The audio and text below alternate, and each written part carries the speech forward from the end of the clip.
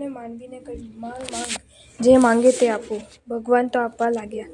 માનવી માંગતો રહ્યો, ભગવાન આપતા ગયા. ખેડૂતે હળ, બળદ અને બી માંગ્યા, ભગવાને તે આપ્યા. સોનીએ સગડી, સોનું અને ભૂંગળી માંગ્યા, આપ્યા. વાણિયાએ ત્રાજવું અને કાટલા માંગ્યા, આપ્યા. કુંભારે માટી અને ગધેડા માંગ્યા, ગોવાળે ગાયો માંગી, રાજાએ લશ્કર માંગ્યું, બ્રાહ્મણે ભિક્ષા માંગી, કવિએ કલ્પના માંગી અને લેખકે લેખીણી માંગી. રંગારાએ ઘણા બધા રંગ માંગ્યા, કંજૂસે ધન માંગ્યું, ઘણું બધું. લક્ષ્મીજી ભગવાનની પાસે જે બેઠા હતા, નારાજ હતા. ભગવાન વિષ્ણુને આ રીતે બધું આપતા જોઈ તેઓ ઉઠી જવા લાગ્યા. ભગવાન કહે, દેવી નારાજ છો? હા.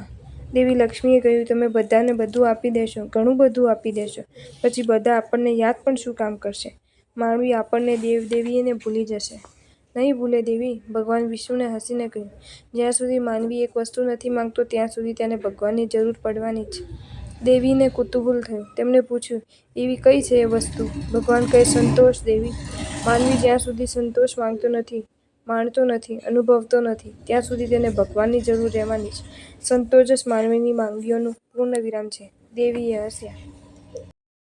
જો તમને આ વિડીયો ગમ્યો હોય તો આ વિડીયોને લાઇક કરો અને શેર કરો અને આવા જ નવા વિડીયો જોવા માટે જૈન ફેક્ટ્સ એન્ડ સ્ટોરીઝની ચેનલને સબસ્ક્રાઇબ કરો. ધન્યવાદ.